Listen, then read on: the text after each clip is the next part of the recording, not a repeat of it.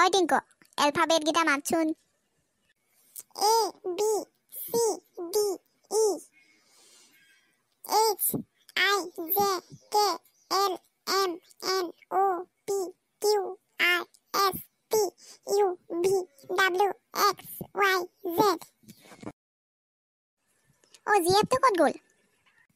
কাৰণ মোৰ জিএফ নাই যে সেইবাবে মই জিএফটো নকলো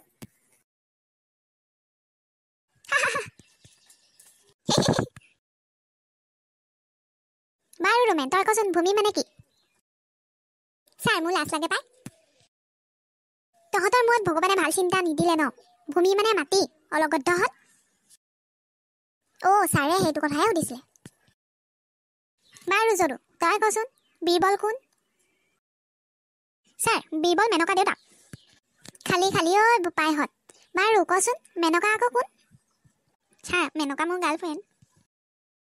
চুপ চুপ চুপ থাক উত্তৰ এটা ভালকে দিব নোৱাৰে তহঁতি আকৌ গাৰ্লফ্ৰেণ্ড পতাবলৈ আহিছ বাৰু কচোন ৰাৱণ কোন হয় ছাৰ লোকৰ ঘৈণীয়েকক চলেৰে পলুৱাই লৈ যোৱাকে ৰাৱণ বুলি কয় ছাৰ হৈছেনে বাৰু মোৰ উত্তৰটো সংতা অলপমান হৈছে বাৰু ছাৰ আপুনি কওকচোন মহাত্মা গান্ধীয়ে পইচাবোৰত কিয় হাঁহি থাকে মই নাজানো নহয় তহঁতিয়ে কচোন কাৰণ মহাত্মা গান্ধীয়ে কান্দি থাকিলে পইচাবোৰ তিতি থাকিব যে সেইবাবে হাঁহি থাকে আকৌ ছাৰ আপুনি সেইটো নাজানেনে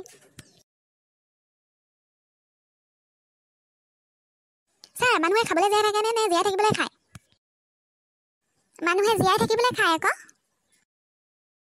100% ভুল এনচাৰ 100% ভুল ছাৰ মানুহে খাবলৈহে জীয়াই থাকে